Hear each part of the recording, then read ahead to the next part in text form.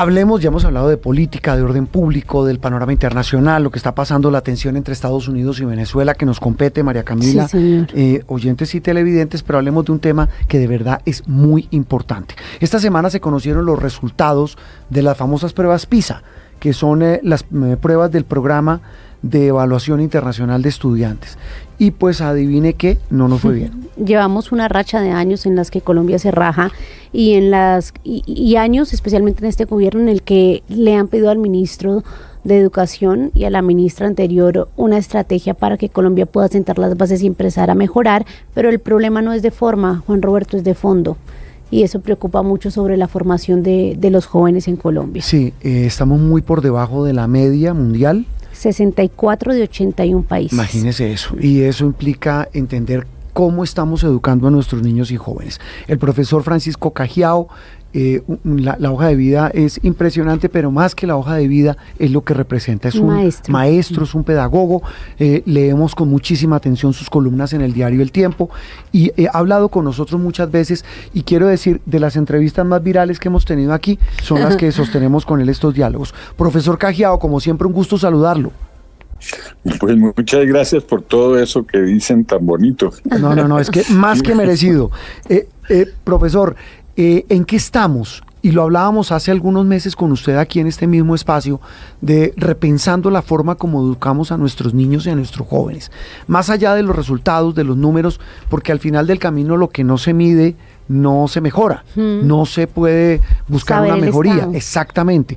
Ese resultado de las pruebas PISA, reitero, ¿en qué lugar nos pone, más allá del número y de la lista? Sí, yo creo que estas pruebas, que no solamente tienen los resultados en matemáticas y lenguaje y ciencias, que son como los tradicionales y los que la gente mira más, también evalúan otra cantidad de cosas supremamente interesantes en términos de actitudes de los estudiantes frente al conocimiento, de sus expectativas, de la manera como experimentan la vida escolar, y también traen unos datos muy interesantes sobre los maestros y también sus expectativas.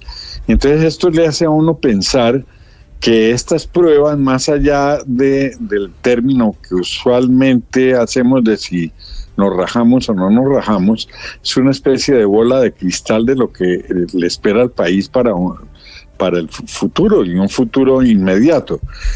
Inmediato porque un país depende de sus recursos humanos, depende de la calidad de la gente y de la capacidad que su gente tenga para generar ciencia, tecnología, industria, democracia, el liderazgo, etcétera. Y las pruebas lo que nos están mostrando es un país que no acaba de sacar la cabeza hacia eso, pero sobre todo en el que se mantienen unas brechas muy fuertes. El lugar que se ocupa en la escala de países, yo diría que es el menos preocupante, si se quiere, pues porque estamos dentro de un grupo de países entre los cuales están los países latinoamericanos todos. Pero el problema son las brechas internas que se presentan entre estratos socioeconómicos, por ejemplo.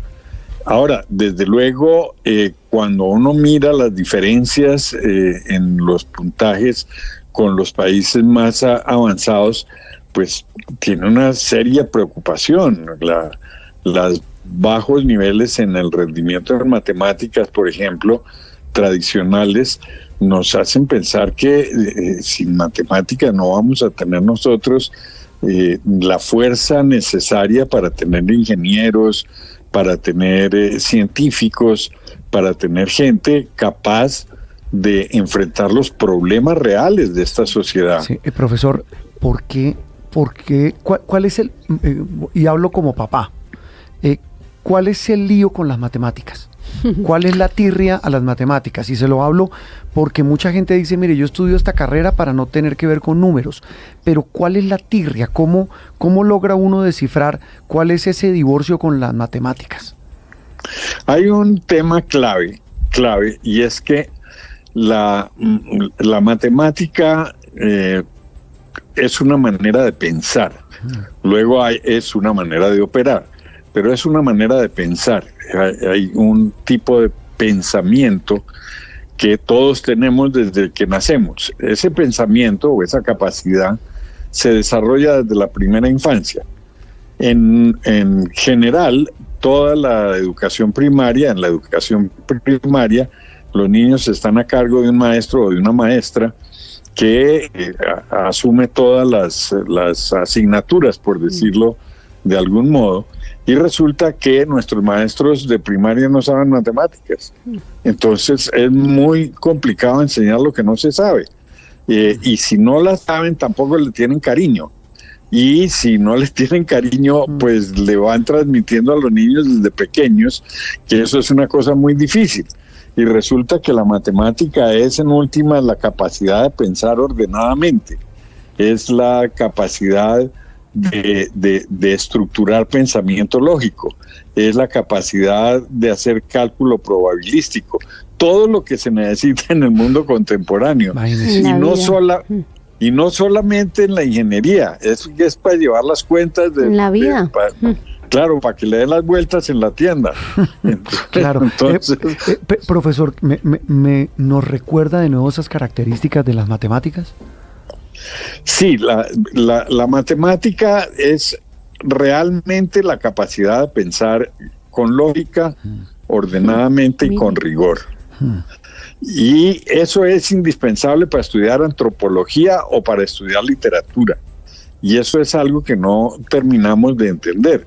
Entonces, lo primero que habría que hacer es generar un amor por la matemática. En alguna oportunidad con algunos chicos de bachillerato hicimos un proyecto muy bonito que era demostrar que las matemáticas eran sexys.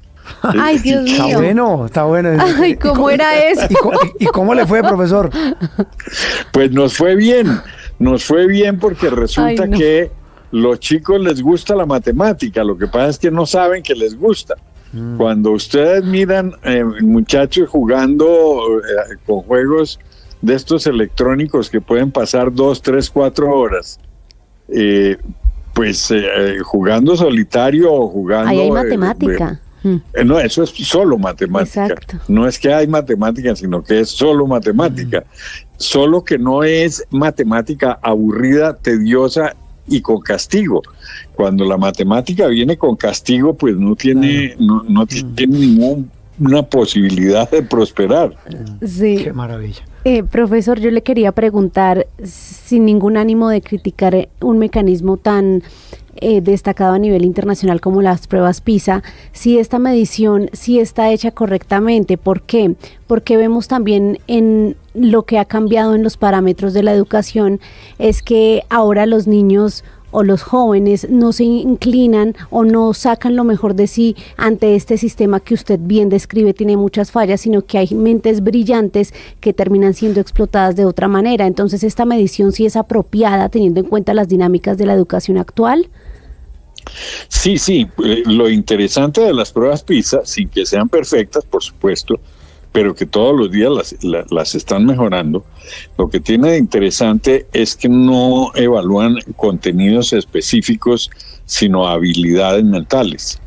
Y entonces esas habilidades mentales existen en todas las culturas, independientemente de las lenguas, etcétera. Lo que varía mucho es el valor y el estímulo que se le da a estas capacidades y a estas habilidades mentales. Te lo pongo de otra manera. Es como si nosotros dijéramos que las pruebas para ir a las Olimpiadas habría que cambiarlas de acuerdo con cada país y con cada lugar.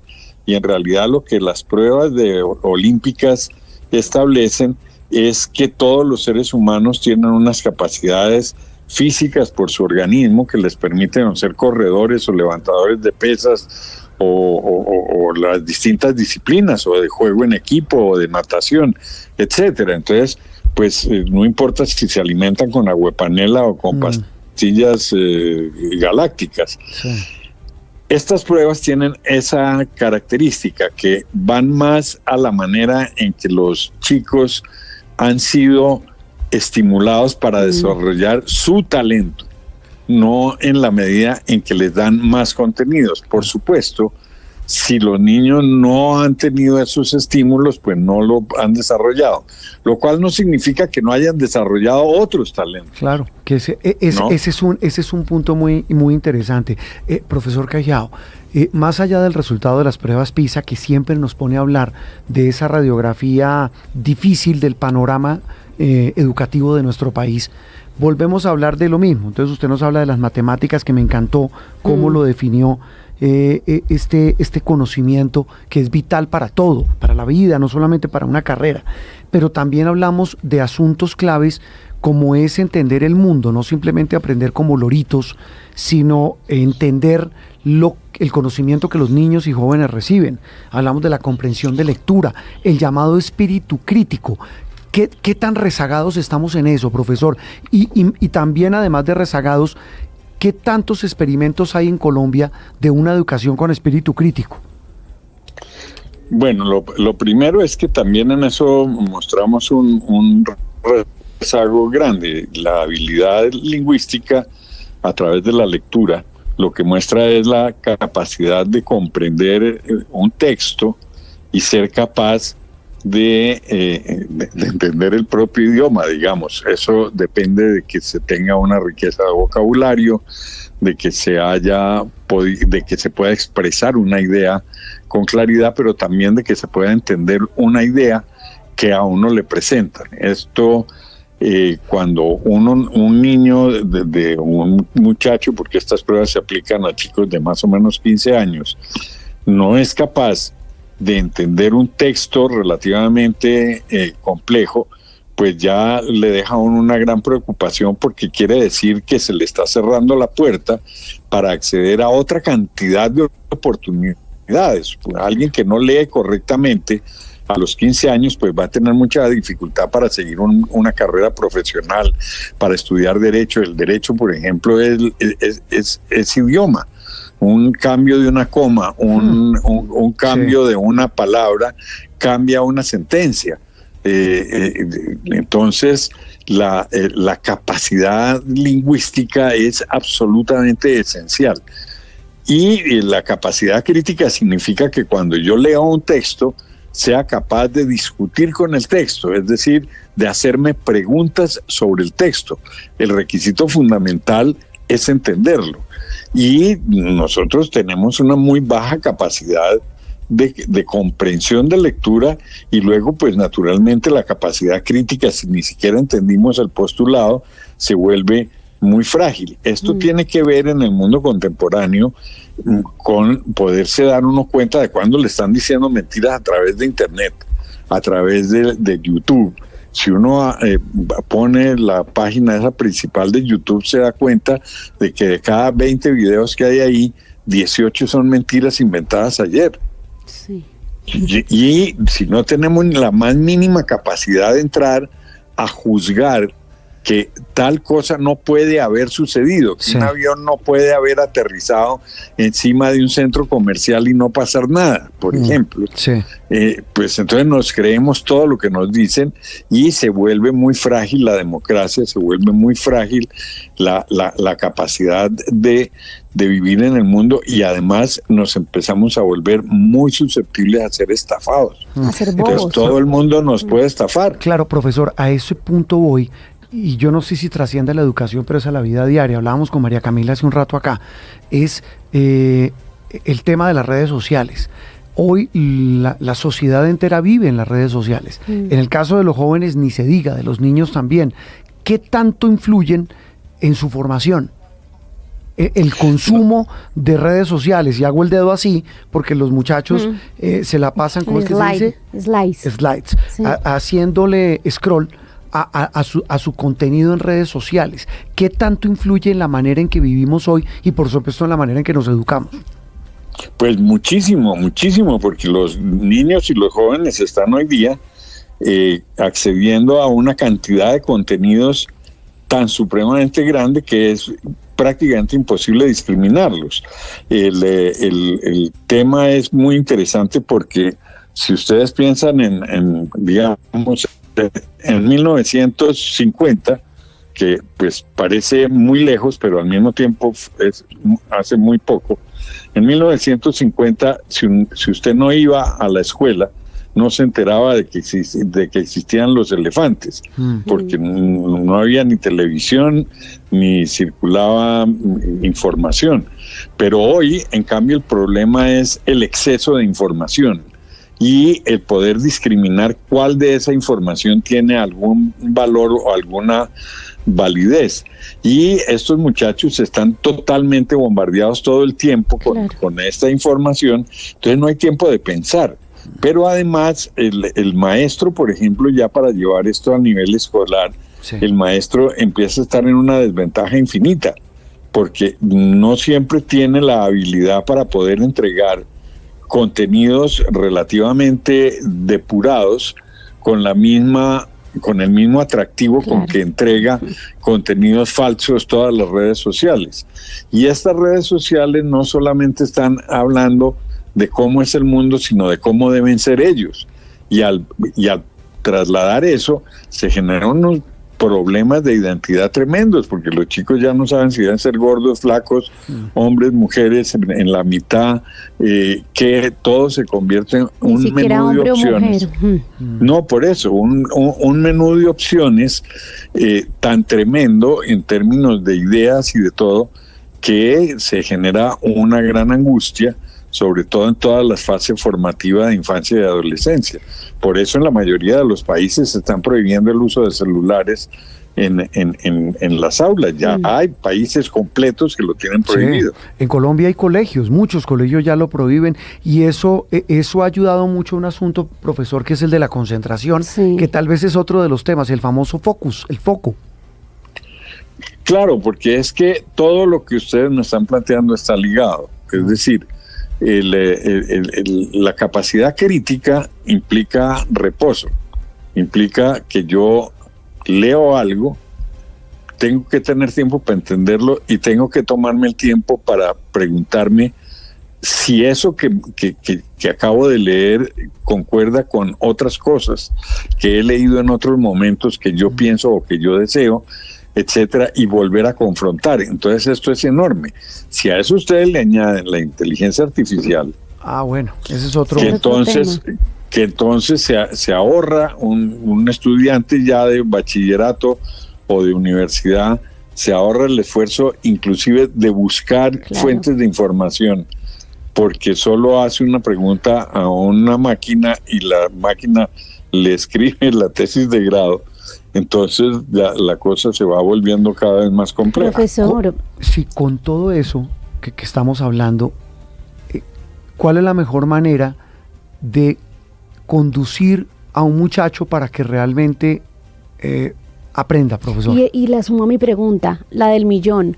¿Cuál es la edad correcta para hacer eso dándole un celular a un muchacho, profesor Cajiao? Bueno, ahí sí me están preguntando cosas que no sé y entonces no le puedo contestar, pero lo que sí puedo decir es que la manera de conducir a un muchacho para que use los medios, sea la inteligencia artificial, sea las redes sociales, sea el celular, es estimulando la pasión. Es decir, buscar aquello que a ese niño desde muy pequeño le gusta y le fascina, y estimularlo para que se enganche en eso. La ciencia es un camino fantástico porque los niños tienen una curiosidad enorme por la realidad. Los niños más pequeños, los niños de primaria, no están tan, son más fuertes en relación con su contacto con la realidad. Les gusta hacer cosas, les gusta estar activos, les gusta el campo, les gusta los objetos y hay que estimular eso. Es muy grave cuando a los niños desde muy chiquitos les entregan tabletas y cosas de estas que los aíslan del mundo real, porque ese mundo real es el que es capaz de generar pasión. Y esto ha sido estudiado desde hace décadas por científicos muy importantes, y la biología, por ejemplo, la química, la física, la ingeniería entendida como la capacidad de crear soluciones a problemas complejos, son cosas que requieren un enorme esfuerzo y una gran pasión. Entonces los colegios deberían orientarse a identificar qué es lo que a los chicos les apasiona, qué temas. Y yo creo que esa es la gran defensa, porque entonces todas estas tecnologías se convierten en herramientas para el desarrollo de la pasión y no para eludir la aburrición, que son dos cosas distintas. El conocimiento y apelar al espíritu, que yo creo que eso también es muy importante. Profesor, pero viendo el vaso medio lleno, para terminar, me quedo con una cifra que se conoció hace algunos días, y es que ha aumentado el número de colombianos que leen. Sí, el tema es averiguar qué leen. Sí. Y yo creo que es bueno. De todas maneras, cualquier cosa que se lea es buena. Desde luego, los adolescentes de hoy leen por ahí 50 veces más de lo que leíamos los de hace 50 años. Porque el estar sobre el celular o sobre la tableta o sobre el computador significa que todo el día están leyendo, y no solo leyendo sino escribiendo. Sí. El problema es qué leen y qué escriben, porque pues uno hace 50 años, para ponerlo como en esa imagen, a lo mejor lo obligaban en el colegio a leerse un libro por allá en el semestre, ¿no es cierto? Y ya uno quedaba listo y de pronto leía tiras cómicas. Pero pues eso iba despacio, y además en la clase, como se discutía lo que se había leído y le preguntaban a uno quién era el protagonista y tal. Hoy leen 800 mensajes por minuto en WhatsApp, sí, escritos en una jerga indescifrable. Con jeroglíficos.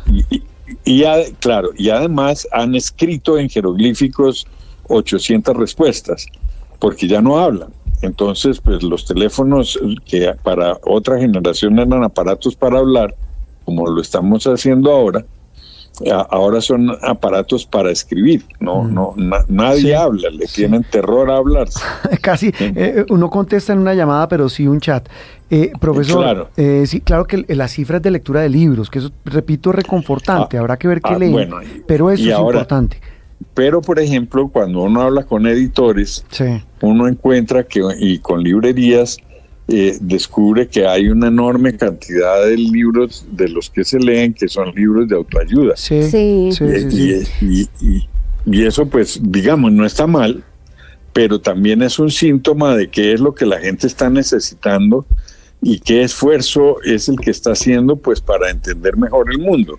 Porque los libros, además de entretención y además de ayuda, pues, en la vida personal, son fuentes enormes para comprender el mundo que nos rodea. Entonces, pues yo creo que ese es un análisis interesante que vale la pena hacer, que es no solamente quedarse uno contento con que leen más, que yo sí creo que es así, sino qué clase de contenidos son los que están llegándoles más. Profesor, como siempre, de verdad un gusto, y se terminó la clase. Y quedan muchos temas pendientes, pero bueno. Muchos temas, pero qué maravilla escucharlo, porque es que es de verdad, en medio de la política, en medio de del panorama internacional tan complejo, es un gusto, un placer dedicarle tiempo a los temas realmente importantes, como es el futuro de la educación de nuestros niños y jóvenes. Ay, antes de cerrar, lo que estamos haciendo aquí en Sala de Prensa Blue, recomendación de un libro, profesor. Sí, sabe que sí, profesor. ¿Qué nos recomienda leer?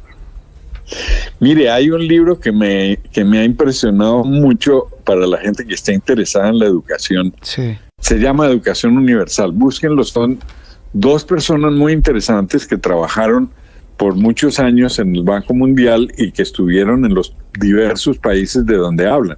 Además es muy entretenido porque cuentan casos y situaciones anecdóticas, de manera que es un libro que no es para expertos, sino que todo el mundo lo puede leer y enterarse. Mucho más interesante. Y eso le puede interesar mucho a los políticos también, hablando de política. Les dejamos tarea a ellos, ¿no? y también a nosotros. Profesor Cajiao, feliz domingo. Bueno, muchas gracias por acompañarnos. Gracias a ustedes. El profesor Francisco Cajiao, hablando de un tema trascendental, la educación. La educación. ¿Qué está leyendo usted? Estoy leyendo en este momento, me estoy terminando, de hecho, hasta el momento, el libro de El loco Dios en el fin del mundo hasta ahora. Maravilloso, largo pero maravilloso. Exacto, lo suspendí en 2 meses, pero ya lo estoy terminando. Mi nombre es Emilia del Valle. ¿Se está leyendo usted? Sí, interesantísimo, de la señora Esquivel. Bueno, un abrazo para todos, terminamos Sala de Prensa Blue. Continúen con la programación de Noticias Caracol en vivo y también aquí de Blue Radio. Aquí en Sala de Prensa Blue se lo contamos de una manera clara y diferente.